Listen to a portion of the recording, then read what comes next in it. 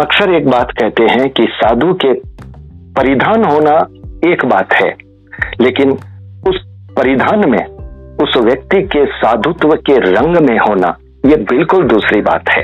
आपको बहुत सारे ऐसे उदाहरण मिल सकते हैं जिनके परिधान तो साधु के हैं, लेकिन आचरण साधु का नहीं है, और कुछ उदाहरण ऐसे मिल सकते हैं कि जिनके परिधान ग्रस्त के हैं लेकिन आचरण साधु वाला है। इस दुनिया में बहुत सारे ऐसे उदाहरण संदर्भ मिलते हैं, लेकिन जब कोई बात आपको परिधान मर्यादा के विपरीत इस रूप में कहीं घटित होती दिखती है और आपको जब ऐसा लगता है कि अगर इस पर आवाज नहीं उठाई जाए तो ये परिधान फिर समाज के लिए घातक हो सकते हैं, तब फिर एक पत्रकार को अपनी जिम्मेदारी निभानी पड़ती है। उस घटना संदर्भ को तथ्यों के साथ, साक्ष्यों के साथ आवाज देना ही पड़ता है। नमस्कार, मैं संजय सनम, आप देख रहे हैं डिजिटल फर्स्ट न्यूज।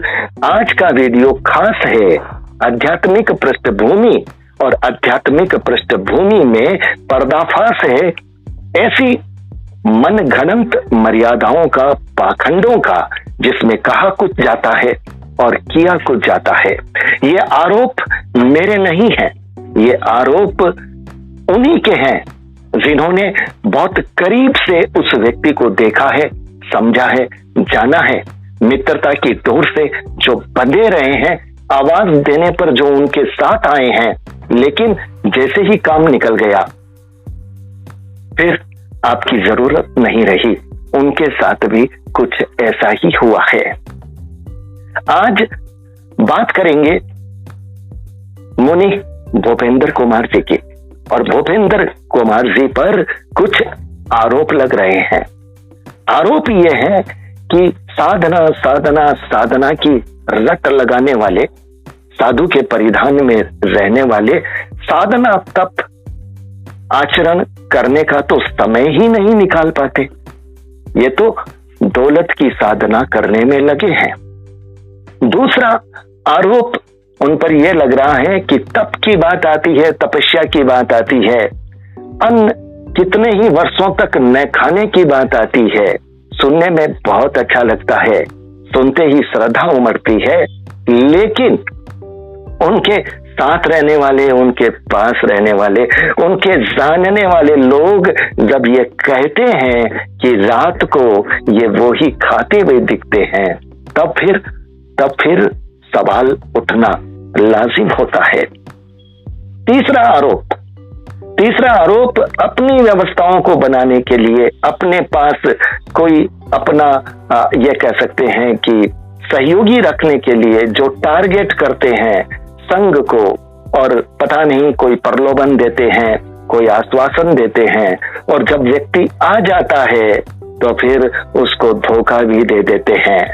आरोप है कि मुनि भूपेंद्र कुमार जी न तो साधना में, न आराधना में, न व्यवहार कुशलता में सच्चे पक्के हैं, क्योंकि ये 40-50 वर्षों की मित्रता को भी उस जिम्मेदारी के साथ नहीं निभाते, अपना काम निकलने के बाद धोखा दे देते हैं। तो ये आरोप बड़े गंभीर हैं, और ये आरोप मेरे नहीं हैं। आरोप जहां से लगे हैं उनसे मैं आपकी बात करवाने की कोशिश करूंगा। और आज हमारे साथ फोन लाइन पर जो शख्सियत है, वो शख्सियत भी नामचीन है, खास है।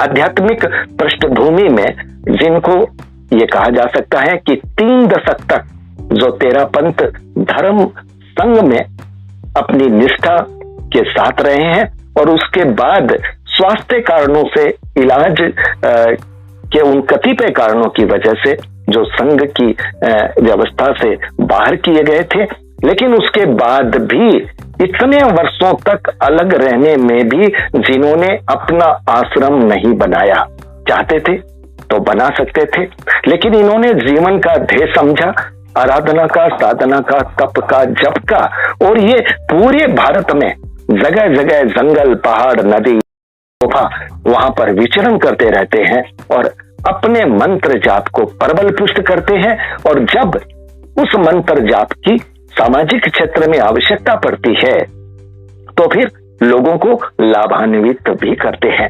जी हाँ, मैं बात कर रहा हूं अरविंद मुनि जी की, और अरविंद मुनि जी आज हमारे साथ फोन लाइन पर। सबसे पहले मुनि श्री अरविंद कुमार जी, आपका बहुत बहुत स्वागत डिजिटल फर्स्ट न्यूज में। आशीर्वाद संजय जी, आशीर्वाद। जी जी जी। अरविंद मुनि जी, आपका परिचय मुनि श्री भूपेंद्र कुमार जी से बहुत बड़ा है, क्योंकि हमें जो जानकारी है आप लोगों की दीक्षा भी करीब करीब साथ साथ हुई है, तो ये तकरीबन 40, 45, 50 वर्ष की दोस्ती कही जा सकती है। हाँ जी, हाँ जी, हाँ जी। तो ये जो साल की दोस्ती है। कितने साल की दोस्ती है? 51 साल की। 51 साल की दोस्ती। 51 साल की दोस्ती का हस्र ये कैसे हो गया अरविंद मुनि जी? क्या क्या कुछ हुआ? आप मुनि श्री भूपेंद्र कुमार जी को बहुत खास रूप में जानते हैं, जैसा कि आपकी 51 वर्ष की दोस्ती है। दीक्षा में भी आप, दीक्षा काल जब आप संघ में रहे हैं तब भी आप साथ रहे हैं, और जब ये संघ से बाहर निकले थे उसके बाद में भी इन्होंने बार बार आपको आवाज दी थी, और जब भी इन्होंने आवाज दी आपने इनकी सहायता की, आपने इनका सहयोग किया। लेकिन उसके बाद क्या हुआ कि आज आप इस वीडियो में सार्वजनिक रूप से अपनी बात कहने को मजबूर हैं? अरविंद जी। हाँ जी, हाँ जी। ऐसा है संजय बाबू। हेलो जी जी जी। न तो मैं कोई न्यूज छपवाता, ना मैं कोई नाम यश कीर्ति के चक्कर में पड़ता, ना मैं फोटो छपवाता। बिल्कुल, मैं जानता हूँ आपने ये कभी नहीं किया। जी। मेरा शुरू से ही ये शौक नहीं रहा। जी।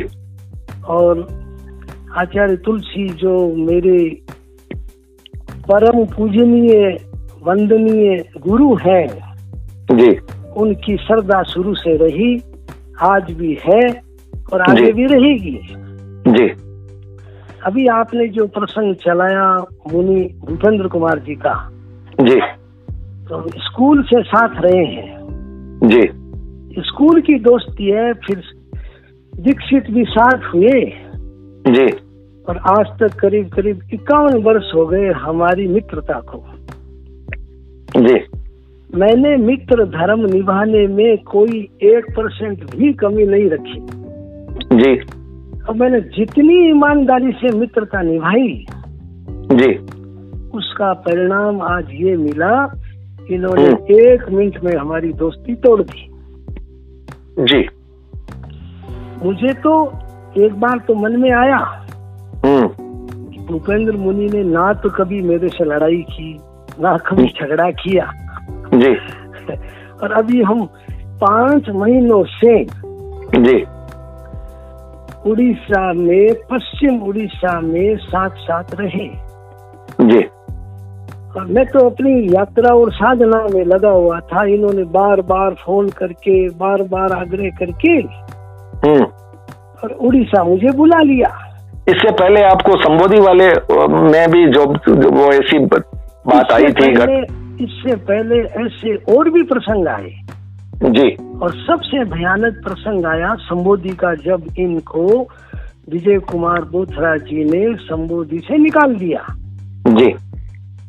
और वहाँ पर जो गांव है, जो क्या टाडावाड़ा, गुजरात, जी, वहाँ के लोगों ने वहाँ आके भूपेंद्र मुनि हाय हाय के नारे लगवाए।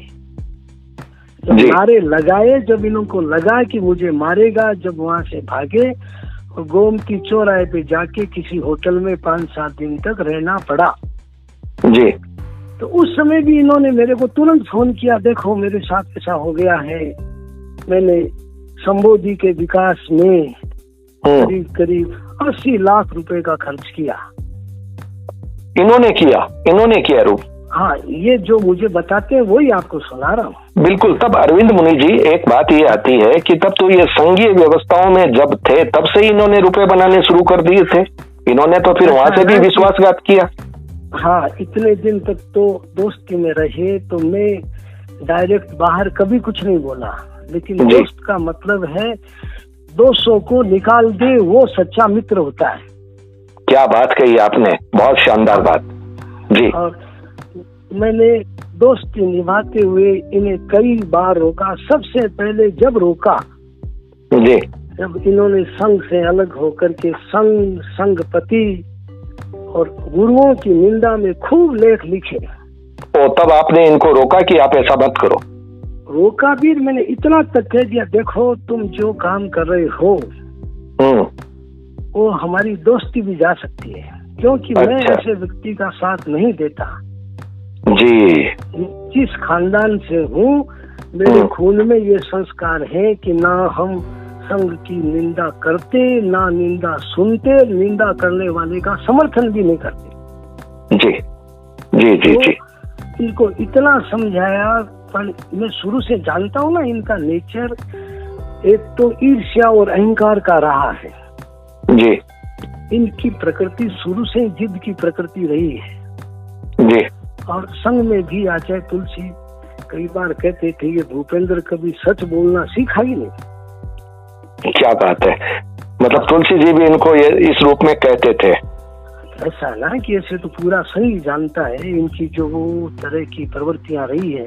ना हमने कभी इनको माला फेरते देखा, ना कभी ध्यान करते देखा, ना कभी कोई समझ के खम खावना करते देखा। तो यानी जैन दर्शन के हिसाब से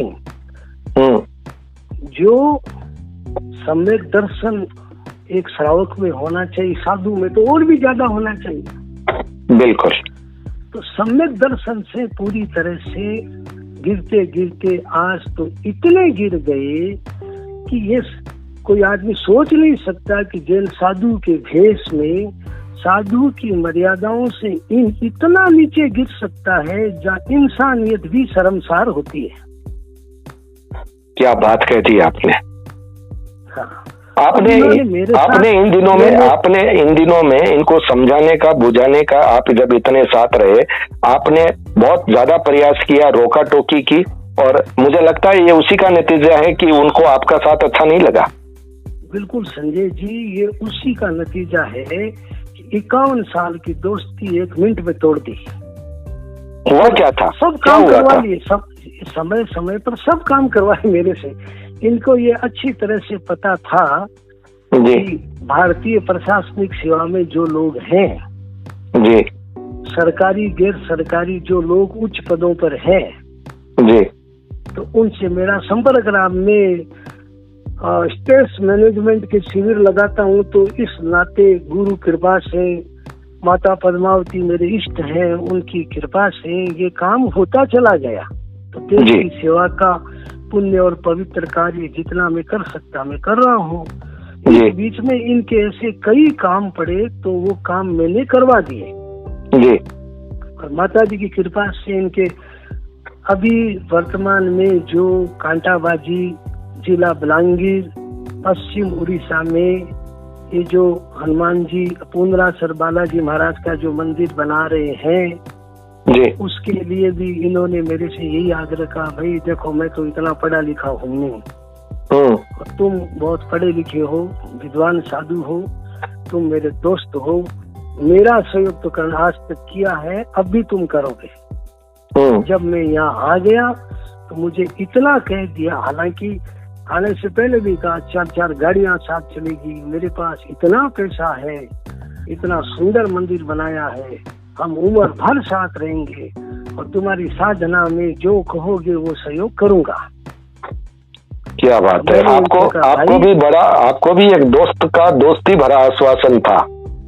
ओहो, बहुत बड़ा आश्वासन और लोभ लालच इतना, मैंने सीधा ही कह दिया, देख भाई भूपेंद्र मुनि, मैं तेरे लोभ लालच में फंसने वाला नहीं हूँ।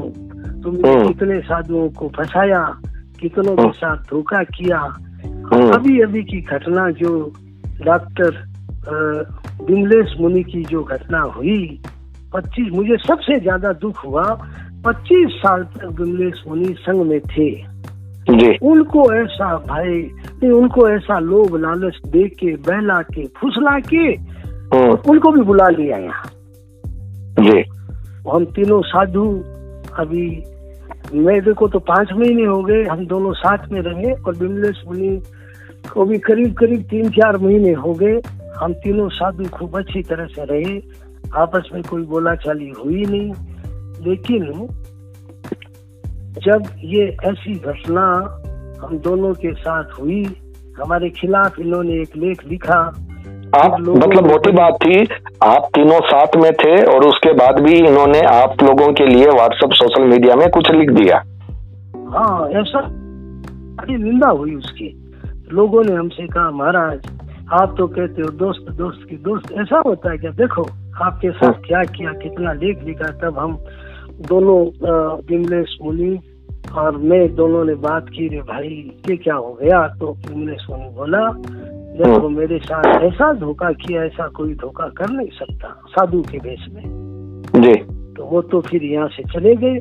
दूसरे दिन मैं भी इनको ये बोल के गया हूँ, इनको भूपेंद्र मुनि को जी, देखो भूपेंद्र मुनि 51 साल की दोस्ती तुमने 1 मिनट में तोड़ दी, ऐसा पाप किया है, ये पाप कर्म तुम्हें कभी माफ नहीं करेंगे, तुम्हें भोगने पड़ेंगे जी। और मेरे से जितना काम कराना था तुम्हारे सारे काम हो गए। ये तुम्हारी पुरानी आदत रही है, काम में ले और फेंको जी। मेरे से पहले भी कई संत आए, इन्होंने बुलाया, लोग लालच देके जब अपना काम हो जाता तो चाहे वो साधु बीमार भी पड़े हो, ना इनके मन में कोई दया आती है, ना कोई करुणा आती है, ना किसी साथ में साधु बीमार पड़ा है तो इलाज कराने की बात करते हैं, सिर्फ खाली अपने मतलब की बात है। तो उनके साथ भी ऐसा हुआ, विमलेश मुनि के साथ ऐसा हुआ। खैर मेरे को तो रहना ही नहीं था, मैं तो जाने ही वाला था। तो जाने से पहले इन्होंने ऐसी घटना कर दी। तो अरविंद मुनि जी मुझे एक बात बताओ, ये साधना साधना साधना की रट लगाते निकले और आप लोग ये कहते हो कि इनको साधना करते, माला फेरते, जप करते हम लोगों ने नहीं देखा, तो इसका मतलब साफ है ये दौलत की साधना कमाने के लिए निकले थे।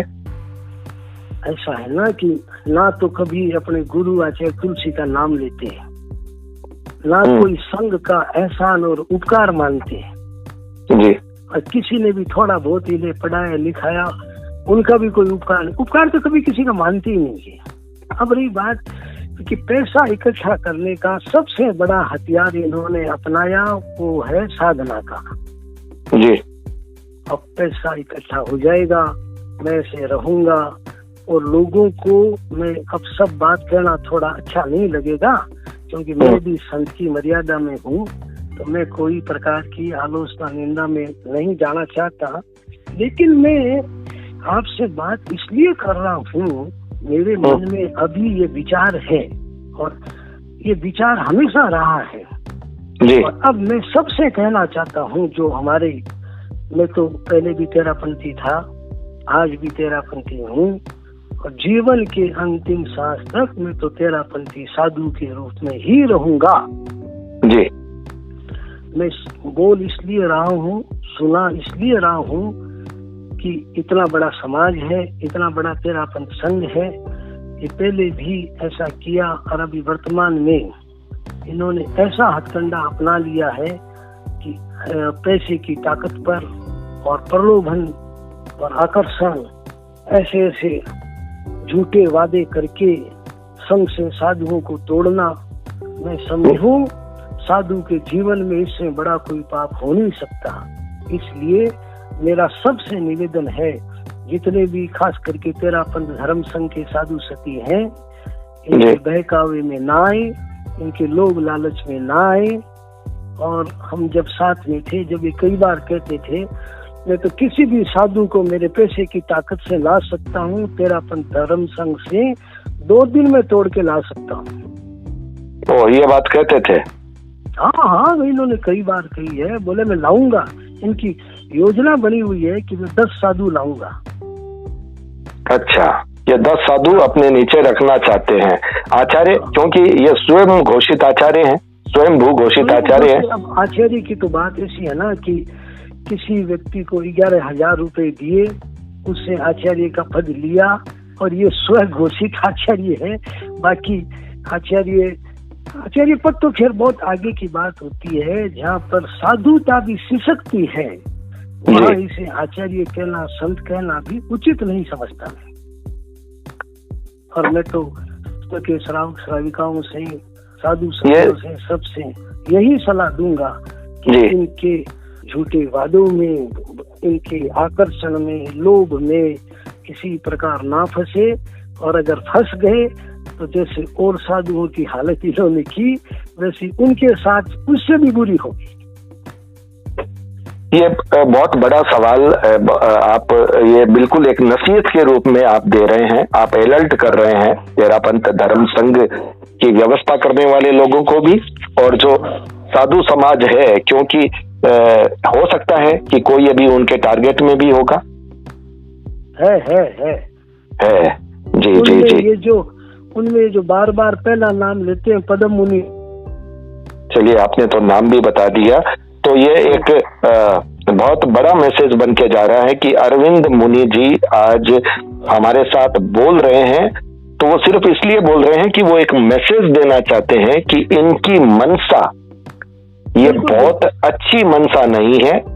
एक तो ये होता है कि कोई साधु कुछ अपनी योग्यता को अगर निखारने के लिए मर्यादा और गरिमा के साथ, अगर उन्हें ऐसा लगता है कि हमारे संघ में वो व्यवस्था नहीं बन रही, हम बाहर आकर के कुछ अच्छा कर सकते हैं, वो एक अलग बात होती है। लेकिन वो जहां आए वहां पर तो मर्यादा होनी चाहिए, जिनके पास आए वो तो मर्यादित व्यक्ति होना चाहिए, पर जब वहां ही मर्यादा नहीं है जी। अभी जो आपने कहा ना, जैसे ये एकांतर कर रहे हैं जी, कभी कहते 20 वर्षों से अन्न नहीं खा रहे हैं जी जी जी। तो जितने साधु साथ रहे इन 2 वर्षों में जी, वे सब जानते हैं ये रात को अन्न भी खाते हैं, क्या खाते हैं, कैसे खाते हैं, ये कोई किसी से छुपी हुई बात नहीं है। इसलिए ये जो तपस्या का ढोंग करके धर्म के नाम पर जो पाखंड फैला के इन्होंने क्या क्या नहीं किया, ये थोड़ी बताने में शर्म भी आती है। क्या बात बोल रहे हैं आप जी। हाँ, बस मैं खाली इतना भी, यहाँ पर पश्चिम उड़ीसा में बाबा कल्याण दास जी महाराज के नाम से बहुत बड़े संत हैं जो पश्चिम उड़ीसा की जनता उन्हें भगवान के रूप में मानती है जी। तो इतने दिन उनके भक्तों से भी लाखों रुपए लाए और अब उन बाबा के खिलाफ भी हो गए। तो अब उन बाबा कल्याण दास जी महाराज ने साफ कह दिया, ना तो मेरे पास आना, ना मेरे आश्रम में आना। उनको जब हमारी घटना का पता लगा जी, तो फिर उन्होंने मेरे से भी पूछा कि गुरु जी ये बात ऐसी है क्या। मैंने कहा महाराज, जो अपने गुरु का नहीं हो सका वो आपका कैसे होगा। जी जी जी। ये सिर्फ खाली पैसा पैसा पैसा, आश्रम आश्रम, नाम, यश, कीर्ति। और आप कभी भी आकर के देख सकते हो इनके हाथ में 24 घंटा करीब फोन चालू रहता है। तो ये मतलब उसी में एक्टिव रहते हैं। इनको मंत्र जप, साधना, ध्यान, इनका तो फिर समय नहीं मिलता। ध्यान साधना का तो दूर दूर भी कोई नाम निशान नहीं है भाई। मैं भी जब साधना करने जाता था तो मेरे साथ में तो जरूर जाते, लेकिन वीडियो बनाने में, मेरी हंसी मजाक उड़ाने में बहुत करते थे। मैं तो खैर एक दोस्ती के नाते, एक संत होने के नाते मैं अपनी मर्यादा का उल्लंघन नहीं करता, इसलिए मैं नहीं बोला जी। तो अब जब दोस्ती तोड़ ही दी तो कम से कम और साधु सतियां तो सावधान रहे। और मैं तो इतने वर्षों से अपने पांव पे खड़ा हूँ, न मुझे किसी का मैंने कोई सहारा लिया, ना मुझे कोई पैसा इकट्ठा करने की जरूरत है, ना मैं पैसा रखूंगा। माता पद्मावती ने इतनी कृपा कर रखी है, मेरी साधना चल रही है। आचार्य तुलसी का, आचार्य महाप्रज्ञ जी का जो आशीर्वाद है, उनके उपकार का मैं शब्दों में वर्णन नहीं कर सकता।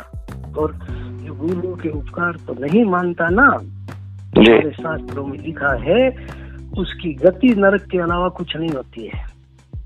हमने बहुत बड़ी बात आपने कही। आपके इस इंटरव्यू में 2-3 कोटेशन तो बहुत ही जोरदार रहे।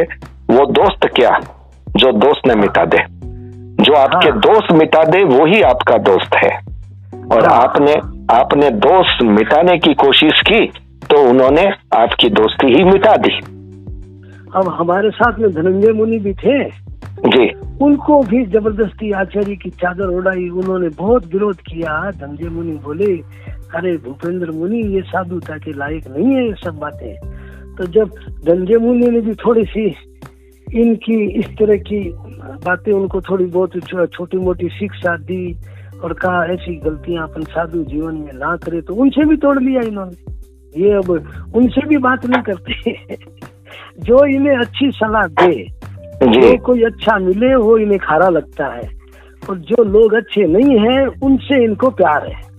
मतलब इनके व्यक्तित्व को आप सराहते रहो, ये चाहे कुछ भी करें, आप उन्हें अच्छा बताते रहो, तब आप इनके साथ जुड़े रह सकते हैं। अगर आप इनको सच का आईना दिखाओगे, आप इन्हें बताओगे कि ये आपका मार्ग नहीं है, आपके परिधान कुछ आपका मार्ग अलग बताते हैं लेकिन आप अलग रास्ते पर जा रहे हैं, तो अरविंद मुनि जी जब पैसा ही कमाना था और इस रूप में कमाना था तो फिर सफेद परिधान रखने की जरूरत क्या थी? अरे मैंने तो इतना कहा भाई तेरे से साधु पना नहीं पड़ेगा, तुम जाके गृहस्थी के कपड़े पहन लो और गृहस्थी में तुम्हें साधना ही करनी है तो गृहस्थी में साधना करो ना स्वतंत्र रूप से।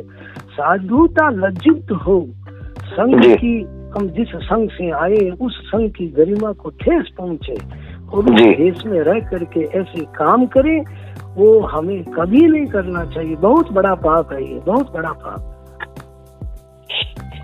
जी जी जी, आपने बहुत कुछ बताया और आपने संकेतों में जो मैंने शुरू में जो आरोप गिनाए थे, जो सुने थे, आरोप मेरे नहीं थे, आरोप जो उनके अनुभव में जो उनके पास रहे, उन्हीं के दर्द था, उन्हीं की व्यथा थी, और एक समाज के सामने और तेरापंथ धर्म संघ के सामने एक ये बात बताने की जरूरत भी थी कि हाँ, ये कुछ ऐसी कोशिशें, कुछ ऐसी साजिशें हो रही है, आप सावधान रहिए।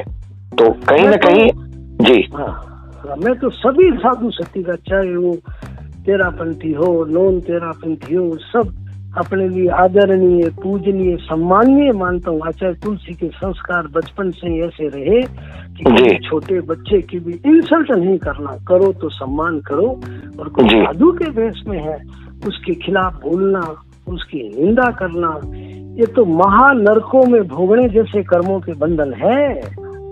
लेकिन अरविंद मुनि जी, साधु के वेश में तो भूपेंद्र मुनि जी भी हैं, लेकिन आचरण साधु वाला होना चाहिए ना। आचरण का कोई नाम ही नहीं साधुता का, कोई आचरण नहीं। मुझे वो दिन याद हो आ रहा है जब ये इन्होंने संघ को त्याग दिया था और मेरा पहला इंटरव्यू उनके साथ हुआ था। श्री डूंगरगढ़ के एक सम्मान्य श्रावक ने ये इंटरव्यू तब करवाया था जब वो मुनि श्री धनंजय कुमार जी के वहां थे, और उस वक्त मुझे पता चला कि लाडनू से ये हैं, और इन्होंने भी अपना परिचय दिया था कि लाडनू में हम एक ही मोहल्ले में थे। ये मुझे बहुत अच्छे से जानते थे। इन्होंने मेरे जो लाडनू का जो एक अपना प्रचलित नाम होता है, उस नाम से उन्होंने मुझे बुलाया था। मुझे भी अच्छा लगा था, मुझे इस बात की खुशी भी थी कि हमें पता ही नहीं था कि हमारे ही मोहल्ले से कोई व्यक्ति निकला है और इतने वर्षों तक उसने संघ में सेवा दी है। लेकिन जब इन्होंने ये कहा कि अब मुझे अपनी साधना करनी है, मेरा एक ही लक्ष्य है, साधना साधना साधना, तब मेरे मन में एक सवाल भी उठा था कि इतने वर्षों तक क्या आपको आपका लक्ष्य भी पता नहीं चला? आप इतने वर्ष वहां रहे और आपको साधना की बात अब पता चल रही है। उस वक्त मन में एक संदेह तो हुआ था, लेकिन वो संदेह बोलने वाला नहीं था, क्योंकि एक व्यक्ति को जब तक आप पूरी तरह से समझते नहीं, उसके बारे में सुनते नहीं, आपको उस पर बोलने का अधिकार नहीं होता।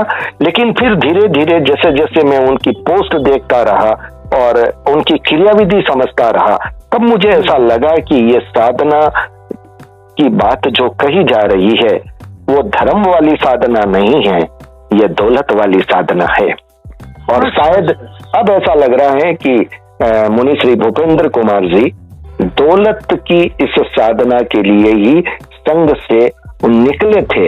अच्छा होता अगर इन्होंने संघ के या साधु वाले परिधान छोड़ करके ग्रस्त जीवन में आकर के फिर चाहे दौलत की साधना की होती, तब उन पर कोई सवाल नहीं होता, कोई बात नहीं होती, सवाल भी नहीं उठता। ये साधु भेष लज्जित होता है ना, साधु की मर्यादाओं से इतना गिर जाना, लोगों में कितनी अश्रद्धा होती है, सोचो आप।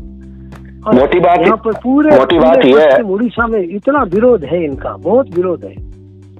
मोटी बात यह अरविंद मुनि जी कि जब लोग इस तरह का आचरण करते हुए साधु के वेश में व्यक्ति को देख लेते हैं, तो कई बार जो सच्चे साधु होते हैं उनके लिए भी अवहेलना हो जाती है, उनका भी अनादर हो जाता है, अनास्था हो जाती है। बिल्कुल, ये सबसे बड़ा खतरा है कि जो सच्चे संत हैं, जो मर्यादा में चल रहे हैं, फिर उनके साथ भी कभी दुर्व्यवहार हो जाता है, उनका अनादर हो जाता है, और ये बहुत दुखद विषय होता है। तो आज हमारे साथ अरविंद मुनि जी थे। 51 वर्ष की दोस्ती टूटने का गम तो होता है, लेकिन वो गम कहीं न कहीं उस व्यथा में भी कहीं न कहीं एक सबक मिलता है और एक जिम्मेदारी भी मिलती है कि अगर कोई घटना आपके साथ घट गई कोई बात नहीं, लेकिन अगर आपको ये लगता है कि इस तरह की घटनाएं अगर और घटती रहे तो समाज का अहित हो सकता है, उस वक्त आपकी जिम्मेदारी बनती है कि आप उस बात को कहें। मैं तो आपको 100 धन्यवाद देता हूँ, साधुवाद देता हूँ कि आप में इतनी हिम्मत है, आप में इतना हौसला है कि आप सही को सही बोलते हो, गलत को गलत बोलते हो। इस बात के लिए, आपके इस सिद्धांत के लिए मेरा बहुत बहुत आशीर्वाद है। माता पद्मावती बहुत आपके ऊपर कृपा करे। हमारे सभी गुरु महाराज आचार्य तुलसी जी, महाप्रज्ञ जी, महासमण जी का बहुत आशीर्वाद आपके साथ रहेगा। आपने जब भी मैंने सुना है कोई इंटरव्यू, कोई वार्ता की है, वो आपने न्याय नीति धर्म के आधार को रख के की है, ऐसे आपने नहीं की है। इसलिए मैं भी आपके इस विचारधारा को, आपके संस्कारों की अनुमोदना करता हूँ। धन्यवाद अरविंद मुनि जी। मेरा देखा जाए तो मेरा मुनि श्री भूपेंद्र कुमार जी से मुझे व्यक्तिशः कोई शिकायत नहीं है, और मेरे मन में न कोई दुर्भावना है और न ही हमारे मन में कोई ऐसी भावना है कि हम उन पर कोई अवांछित आरोप लगाएं। हाँ, हमने यही कहा है, हमारे और भी साक्षात्कार संभव हो पाएंगे अशोक मुनि जी के साथ भी।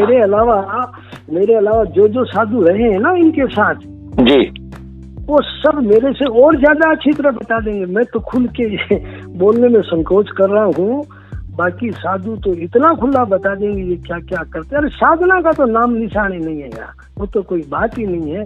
बाकी बस इतना ही है कि जो हमारे साधु सतियां है वो इनके धोखे में ना आ जाए, उनकी जिंदगी बेकार हो जाएगी, बस इतना ही कहना है। और सबसे बड़ी बात यह भी है कि जो लोग अपना धन का दान दे रहे हैं ये सोच करके कि एक सच्चे संत के पास जा रहा है, तो उन्हें भी कहीं ना कहीं सावधान रहने की जरूरत होगी, क्योंकि आपका दान अगर सुपात्र के पास जाए तो आपको पुण्य जरूर मिलता है, लेकिन आपका दान अगर वहां चला जाए जहां धर्म की मर्यादा न हो, धर्म की गरिमा न हो, सिर्फ पैसे कमाने की हवस हो, तो फिर आपका वो दान बेकार ही कहीं ना कहीं चला जाता है। तो मैं यही कह रहा था, वो तो दान है नहीं, सब अधर्म के काम में लग रहा है। ये आपने बहुत बड़ी बात कह दी। हाँ। जी जी जी। तो वे तमाम लोग भी कहीं ना कहीं सावधान हो। हमारी इससे अच्छा तो अगर ये इतना सा भी कर देते ना कि किसी साधु सती की इलाज में सेवा करने में पैसा खर्च कर देते, या किसी श्रावक के, किसी गृहस्थी के कोई इलाज में, कोई उसके दुख मिटाने में, समस्या के समाधान में अगर ये पैसा खर्च करते, तो आज समाज में कम से कम एक इंसानियत के नाते लोग इन्हें अच्छा इंसान तो कहते, इन्होंने तो वो भी खत्म कर दिया। जी जी जी। मैं यही कह रहा था, मैं अपनी बात को कहता हुआ चलूं कि हमारा मकसद कहीं नहीं है कि हम बेवजह के आरोप लगाएं, ये हमारी मंशा बिल्कुल नहीं है। और मुनि श्री भूपेंद्र कुमार जी से व्यक्तिगत हमें कोई शिकायत नहीं है।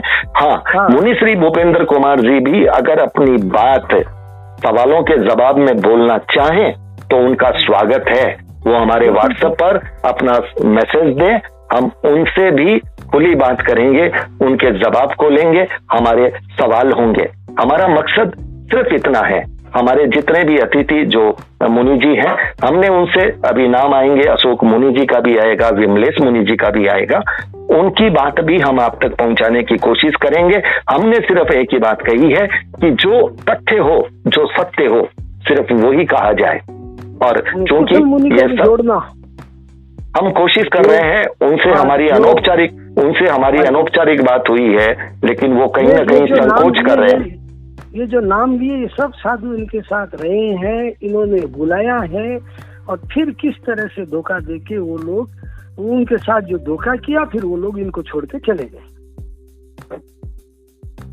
बिल्कुल, संत के परिधान में धोखा व्यक्तिगत रिश्तों का नहीं, धोखा सबसे बड़ा सतत्व के नाम पर, धोखा मर्यादाओं पर, धोखा सतत्व की गरिमा का, साधु वेश की मर्यादा और गरिमा का धोखा, ये सबसे बड़ा धोखा है। रिश्तों के धोखे भी दिल में गहरा दर्द देते हैं, लेकिन जब सतत्व के उन रंगों को धोखा लगता है, उसकी मर्यादा जब टूटती है, तब आवाज और अधिक होती है। बस सुनने वाले कुछ लोग ही सुन पाते हैं, समझ पाते हैं। तो आज हमारे साथ मुनि श्री अरविंद कुमार जी, जिन्होंने इशारों में अपने उन प्रश्नों को खोला जो वो कभी सार्वजनिक नहीं करना चाहते थे। उन्होंने अपनी हर संभव कोशिश की कि गलतियां सुधारी जाए, दोष मिटाए जाए, लेकिन कोशिशें कामयाब नहीं हुई, दोस्ती टूट गई, क्योंकि ये दोष मिटाना चाहते थे और शायद उनको मंजूर नहीं था, उन्होंने दोस्ती ही मिटा दी। उसके बाद अरविंद मुनि जी को अपनी बात कहनी पड़ी, क्योंकि उन्हें लग रहा था कि कुछ साजिशें ऐसी चल रही है जो समाज के हित में नहीं है। इस लिहाज से एक जिम्मेदार व्यक्ति की जिम्मेदारी बनती है कि वो सार्वजनिक मंच पर अपनी बात कहे। अरे भाई, संघ के साधुओं को तोड़ना, संघ के श्रावकों को तोड़ना, ये सबसे बड़ी साजिश मानता हूँ मैं। जी जी जी जी, बिल्कुल, यही बात है कि परिवार में रहना और परिवार से बाहर रहना, बाहर रह करके भी परिवार से जुड़े रहना। हम कई बार अपने परिवार से दूर रहते हैं गृहस्थ जीवन में भी, लेकिन दूर रह करके भी, चाहे बरसों बरस उस शहर में आना न हो, लेकिन उस शहर की मिट्टी से और परिवार के रिश्ते की मर्यादा से बंधे रहते हैं। कुछ ऐसा ही जो गुण है वो अरविंद मुनि जी की बातों में, उनके एहसासों में, उनकी भाषा में और उनकी भावनाओं में हमें दिख रहा है। हम इसका बहुत बहुत साधुवाद करते हैं। अरविंद मुनि जी जो नहीं बोलने वाले हैं, जो नहीं बोलते, और कभी हमने एक दो बार पहले भी उनसे कोई साधना आराधना की बात करने की कोशिश की थी, लेकिन उन्होंने उस वक्त भी हमें विनम्रता से मना किया था कि ये सारे विषय सामने लाने वाले नहीं हैं, ये हृदय के विषय हैं, इन्हें हृदय में ही रहने देना चाहिए। लेकिन आज वो बोले हैं, इसके लिए हम उनका तहे दिल से साधुवाद करते हैं। और दर्शकों, आने वाले वीडियो में हम कोशिश करेंगे अशोक मुनि जी को और विमलेश मुनि जी का संदर्भ भी, उन्हीं की जुबानी, उनकी कहानी हम आप तक पहुंचाएं। कुशल मुनि जी का जो जिक्र उन्होंने किया, मेरी उनसे अनौपचारिक बात हुई थी, उन्होंने बताया मुझे बहुत कुछ था, लेकिन सोशल मीडिया में वो शायद आना नहीं चाहते। हम उनकी भी तारीफ करेंगे कि जब उनको ये लगा कि वो साधुत्व के जीवन में खड़े नहीं उतर पा रहे हैं, तो उन्होंने अपने साधु वाले परिधान छोड़ दिए। वो गृहस्थ जीवन में होकर के भी पूरे गृहस्थ नहीं है, उन्होंने शादी नहीं की, वो परिवार के साथ नहीं रह रहे, वो अभी भी कुछ मर्यादाओं के साथ जी रहे हैं। लेकिन इस बात का साधुवाद बनता है कि उन्होंने साधु वाले परिधान उतार दिए। ये एक मिसाल है कि जो लोग जो साधुत्व की मर्यादा में न चल सके, उनको साधु वाले परिधानों को अपने शरीर पर नहीं ढोना चाहिए। ये जो आवरण है, ये आवरण आप लोगों के सामने छलावा करते हैं, छल करते हैं, पाखंड करते हैं, प्रपंच करते हैं, और इस आवरण की वजह से आप दौलत कमाते हैं। अगर आपके अंदर इतनी काबिलियत है तो वो आवरण उतार करके ग्रस्त जीवन में आकर के फिर ऐसी दौलत कमा करके दिखाएं, क्योंकि वहां पर तो श्रद्धा से लोग आपको दे देते हैं। अरविंद मुनि जी, ये कड़वा सच कह रहा हूं मैं। तो दोस्त दर्शकों, हमारे साथ अरविंद मुनि जी थे। एक बार पुनः हम इनका साधुवाद ज्ञापित करते हैं। वीडियो को लाइक करना, शेयर करना, चैनल को सब्सक्राइब करना, यह मैं आपको नहीं कहूंगा, यह आपकी जिम्मेदारी पर छोड़ता हूं। अगर आपको लगे कि हाँ, कंटेंट प्रेरक है, जगाने वाला है, बताने वाला है, अलर्ट करने वाला है, तो आप उसको लाइक कीजिएगा, शेयर कीजिएगा और चैनल को सब्सक्राइब कीजिएगा। बहुत बहुत आभार। नमस्कार।